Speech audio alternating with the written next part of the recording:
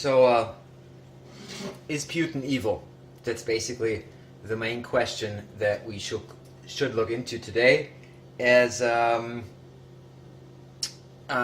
can't get over the issue of that Obama's too weak problem, or non-existent problem, but Fox News tries to make a bigger deal out of it. So let's look into that. The tensions with Russia, I went into that problem already, is actually about currency and resources. And if we look just a couple of years back, what kind of relationship even George Bush had with Putin and Russia, it's somewhat turned around like 180 degrees. We're now facing a lot of irresponsible comments from our politicians and our media, especially the media, when it comes to the Western-Russian relationships. Let's go into the facts a little bit, okay? So, after the Cold War, there was more or less a promise. It has never been written down, but I mean there are a lot of politicians on both sides who have witnessed that kind of promise. Was actually that if the Soviet Union and the Warsaw Pact, which already dissolved while that happened, would be non-existent anymore. There's no reason for NATO to expand to the east, and that was a very, very important factor, as Germany just reunited. I mean, half of Germany was more or less part of the Soviet Union. I mean, it wasn't officially, but it belonged to the Eastern Bloc of the Cold War. And Western Germany was a NATO member. So there I don't want to call it an uprising, but the Eastern Germany collapsed and reunited with Western Germany, and that was possible also because of the Soviet reaction to that. I mean, if you look at a couple of uprisings that happened before in the Soviet sector, you know that the regular reaction during the Cold War times was to send some tanks and the Red Army and to take care of the uprising and any liberty-driven movements. And this is basically what didn't happen this time. We had then Gorbachev, who was a very moderate politician on the Soviet side, and it was possible to overcome the possible outcome of this whole political disaster to have a war. I mean, to be very fair, that would have also been extremely stupid from the Russian side to do that, because I mean they just lacked funding for the military. The Western model of economy has proven to provide a stronger military force, and basically, I mean, it's a given that the Soviets just lost the Cold War without, and that's actually the good part about it, without ever having a real military breakout in a bigger scale, other than those proxy wars that are happening. Again, actually, I have to say, again, but used to happen, Vietnam, Korea, and so on. Now, what happened then was a time where Europe and the former Soviet states entered a lot of negotiations. There were huge advantages in diplomacy. I mean, it was a very very thankful time for peace in Europe, and everything looked actually just fine. There was a very, very good view into the future. At this point, it would have been possible to just stop NATO on the other side, because there was no reason anymore. There was no, I mean, the big nemesis more or less dissolved into different states, all of which seeked economic relations with the West, and we could all be friends today. Instead, the West naturally wanted to get most out of this, because, I mean, it was a big investment, you know, all the war machinery that was never used. I mean, this is something that I mean, you want to gain from stuff like that. You know, it's just, I'm trying to put this in a very neutral state, even though I think it's absolutely clear how I see it, and that we would have had the chance to have a very prosperous relationship with the region, mutual benefits for all parties involved. Now, soon after that, countries like Poland, actually everything that was in the east of Germany and Austria joined NATO step by step, and today we're completely surrounding Russia with NATO members and American bases, a lot of weaponry, and Ukraine was the last neutral country with a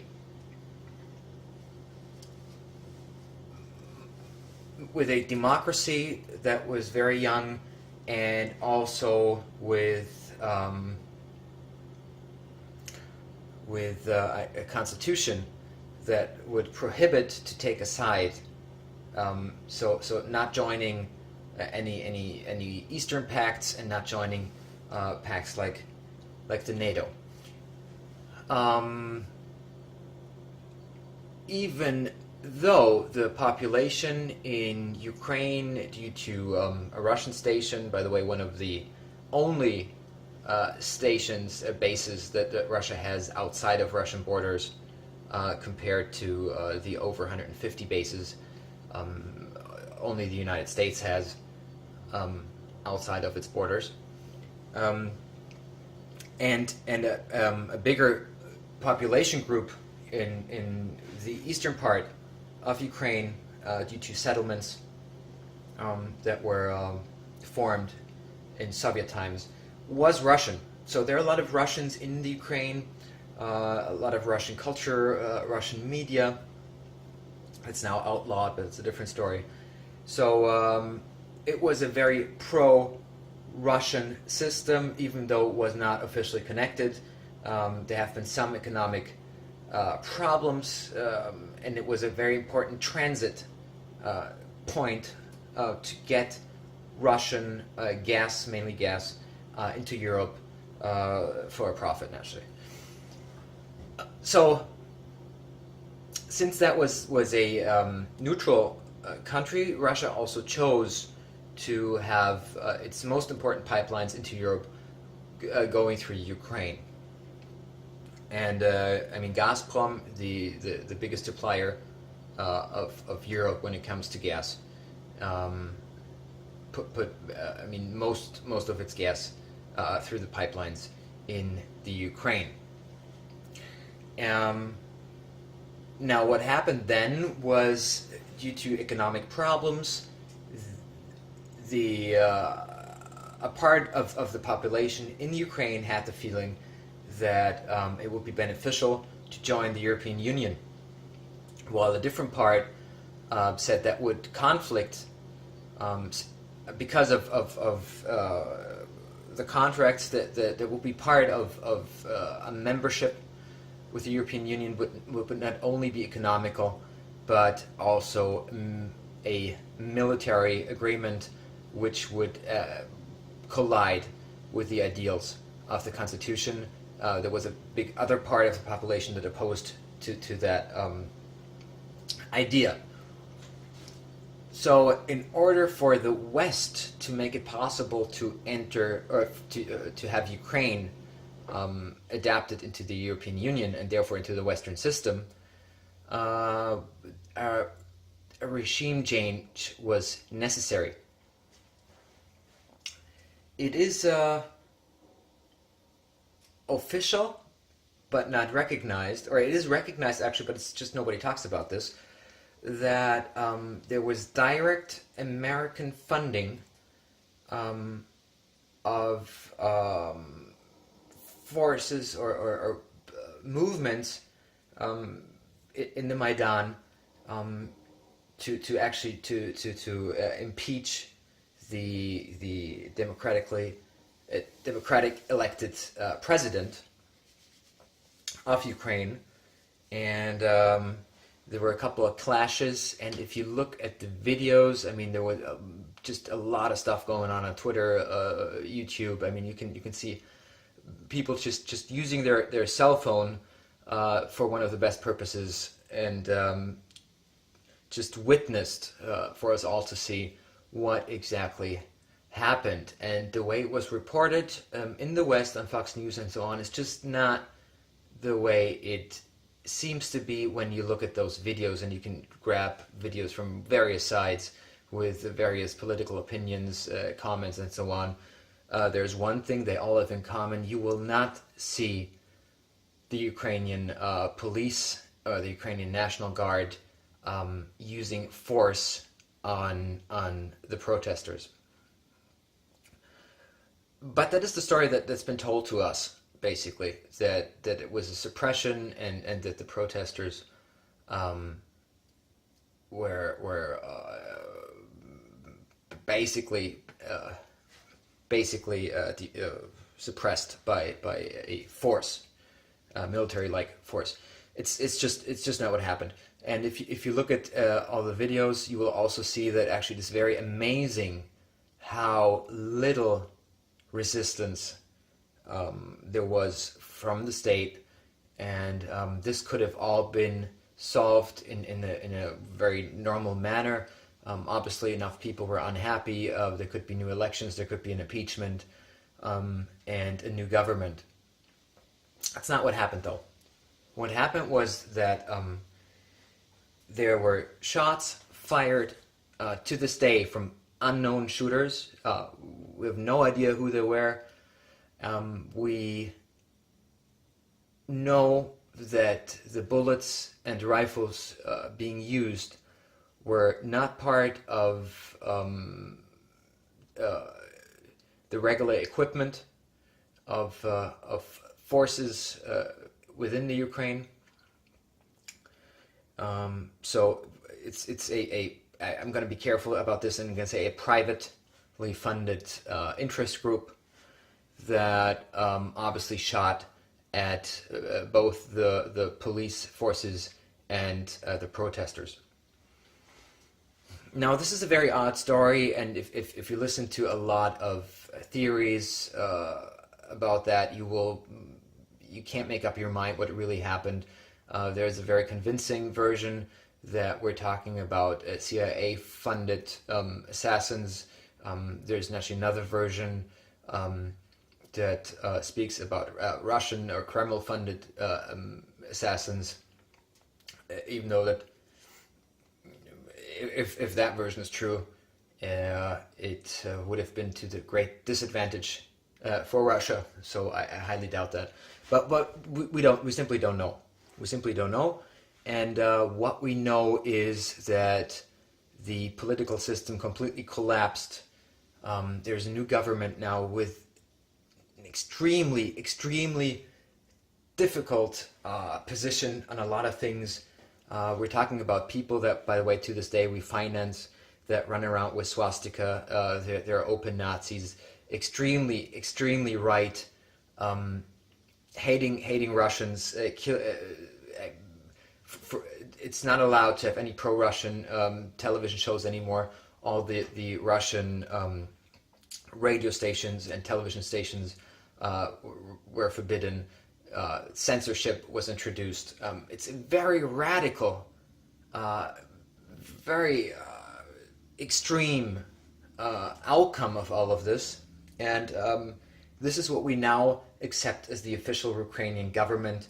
And Yatsenyuk is basically a absolutely terrible person with a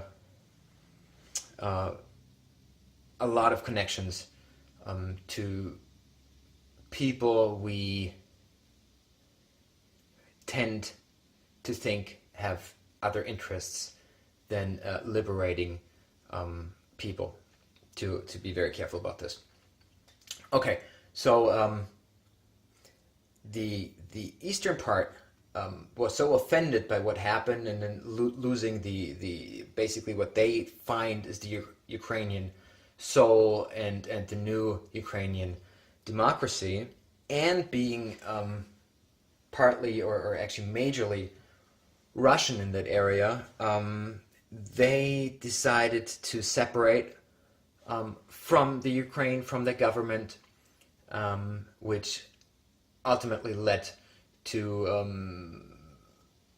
military forces going into those areas and fighting the ongoing civil war that is happening right now. Shortly before that, the Crimea incident happened. That was actually very easy to explain. A lot of Ukrainian forces in the military left their posts. I mean, they were also so offended by what happened and what kind of right-wing turn the government made, that the military, by the way, very similar to what happened in the color revolutions in Egypt, for example, the military opposed the new government. They did not see it as a government that is supported by the majority.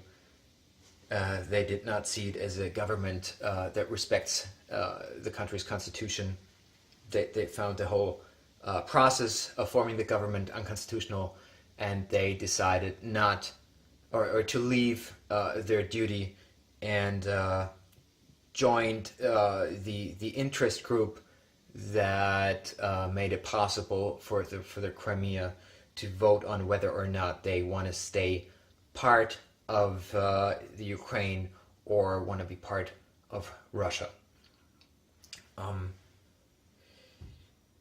Now, this process is in our media named an annexation.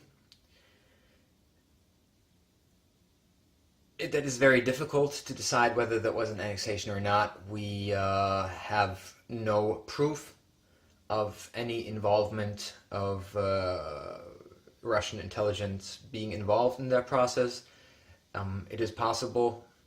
It's just that since no proof was ever given to us on that subject, so people just claim that's the way it was without having any evidence that would actually go there. Just because it makes sense doesn't really mean that that's the way it's supposed to be, or that's how it was. And I frankly have a very difficult opinion on that, because on one side I do understand that the integrity of a country cannot be or should be kept as it is. On the other hand, if it is true that the people living and for that reason occupying a certain area of this earth decide that they want to have their own country, by the way, exactly what happened to the colonies prior to the United States. That's what an independence war was about, basically, that we don't want to be part of England and France and Spain and so on anymore. We want to be the United States of America. And I think people have the right to do that.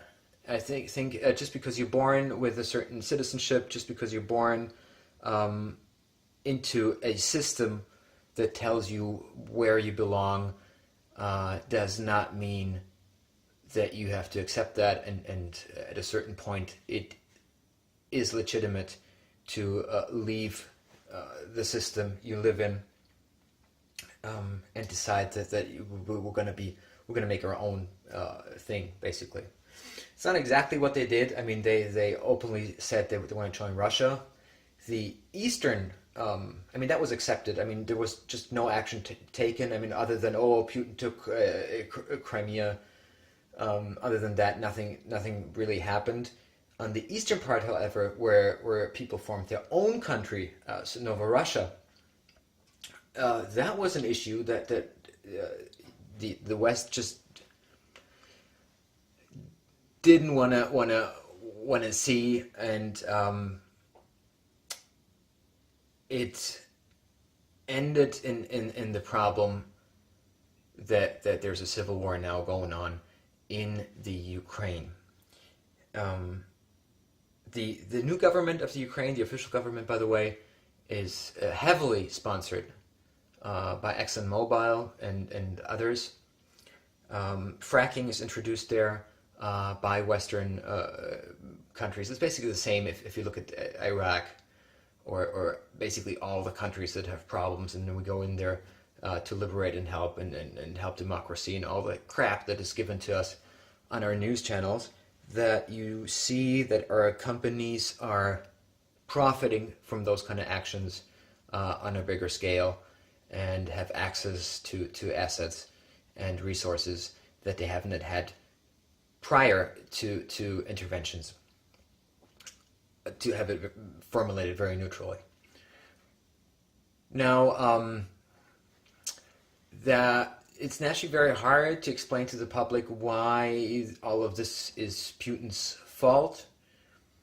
And so a lot of propaganda has to be put into place. And if you look at all the speeches that have given by Putin and Russian officials, speeches that have given by the forces of the rebel areas of Ukraine, or Russia, however, if you want to accept that state or not, is up to you, of course.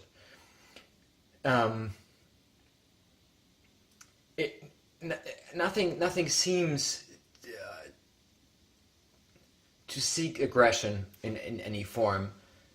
This is a very Western-based system where all of a sudden we say, okay, we need sanctions for all the action. But what really happened is that we got the bigger piece of Ukraine than Russia, if you want to have it on a chessboard and extremely neutral from a geopolitical sign. We got the major part of Ukrainian resources, of the industry, and just because there's so much industry still going on in the East, that's most of the reason why we're interested in having Ukraine in one piece, joining the Western system, joining the European Union. That's also why the Ukrainians would not allow that part to leave Ukraine.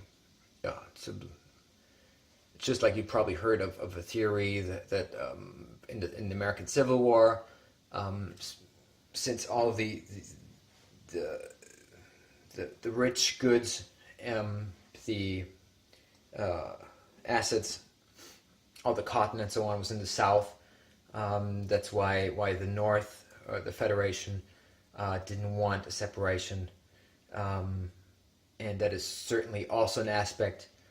And by now, I mean, nobody would go so far to say this war was only about slavery. The way we liked to tell the story to our kids 10 or 20 years ago, that's not even taught officially anymore, because it's simply not true. And we can only hope that it was at least one aspect that led to this whole opposition to segregation. All right, so I kind of lost track here. Right, and then it was MH17, that Malaysian airplane that was shot over the region of the separatist areas. Now, this is a very, very complicated subject.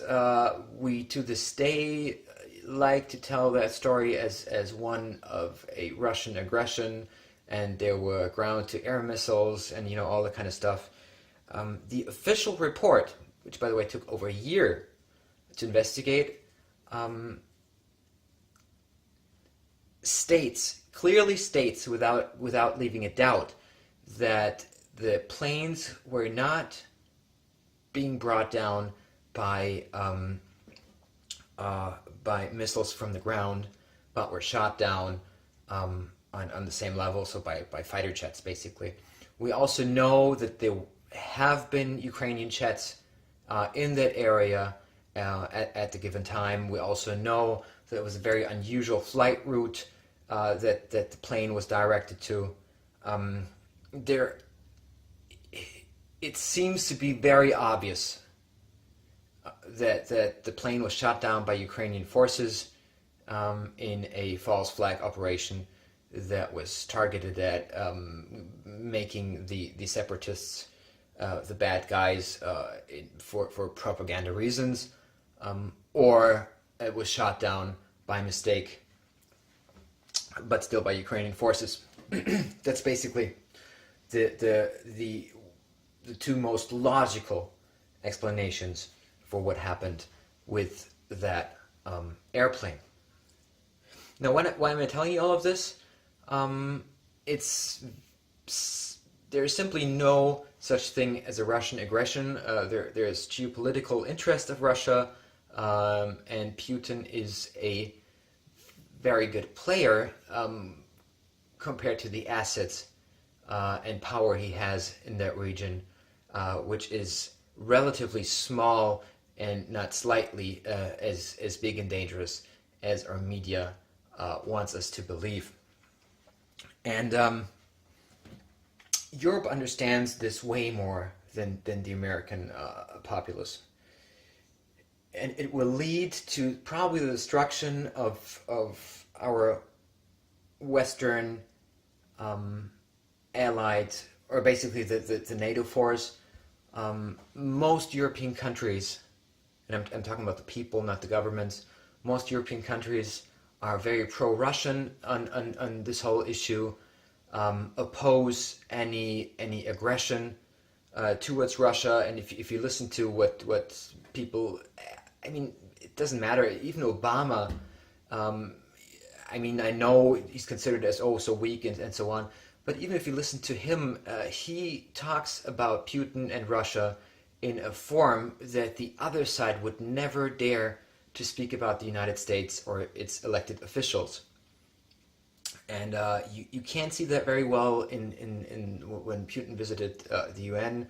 You can see that in any interview, there's a lot of translated stuff from Putin, a lot of interviews, a lot of speeches. You will notice that Russia would it's more or less impossible. It's more or less impossible to get Russia to a point to officially talk about the United States in the same way as the United States and its media talks about Russia at the moment. And this is just to influence us. And that's actually what I'm trying to tell you here. We are pushed into a situation to accept war just the way we were pushed into accept that Saddam Hussein is somebody we have to take down, just like we were pushed to accept basically in every war you have to sell your propaganda to the public to justify an act of aggression, an act of war. So I would beg you to look into that very closely, judge for yourself, don't just take my opinion. Look into all the aspects and ask yourself, is it really true that all of a sudden, in the last 2 years, Russia turned evil? Or are we talking about interests on a completely different field, and they're purely economic and geopolitical? And do not have to lead in death.